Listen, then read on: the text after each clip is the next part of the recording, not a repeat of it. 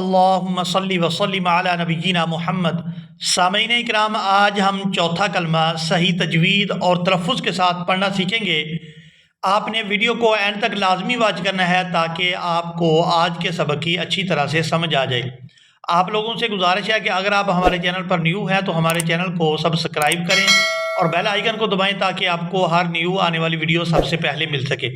چلے آئیں اپنے سبق کو شروع کرتے ہیں۔ اعوذ باللہ من الشیطان الرجیم، بسم اللہ الرحمن الرحیم۔ چہارم کلمہ توحید، لا الہ الا اللہ وحدہ، لا الہ الا اللہ وحدہ۔ وحدہ یہاں پر ہا ہے، ہا کو حلق سے اچھی طرح سے ادا کریں گے۔ وحدہ لا شریک لہ، لہ الملک ولہ الحمد۔ یہاں پر بھی ہا ہے، ہا اور ہا ان دونوں کے درمیان فرق کر کے ادا کرتے ہیں تاکہ معنی کے اندر کوئی تبدیلی نہ آئے۔ وَلَهُ الْحَمْدُ يُحْيِي وَيُمِيتُ۔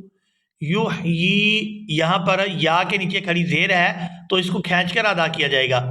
یحیی وَيُمِيتُ وَهُوَ حَيٌّ لَا يَمُوتُ۔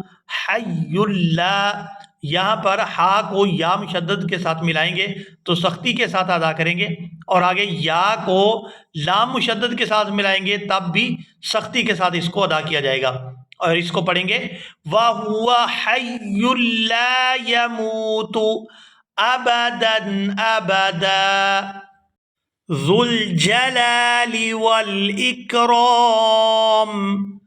بِيَدِهِ الْخَيْرُ وَهُوَ عَلَى كُلِّ شَيْءٍ قَدِيرٌ۔ ایک دفعہ روانگی کے ساتھ سنیں۔ لا الہ الا اللہ وحدہ لا شریک لہ، لہ الملک ولہ الحمد یحیی ویمیت وہو حی لا یموت ابدا ابدا، ذو الجلال والاکرام، بیدہ الخیر وہو علی کل شیء قدیر۔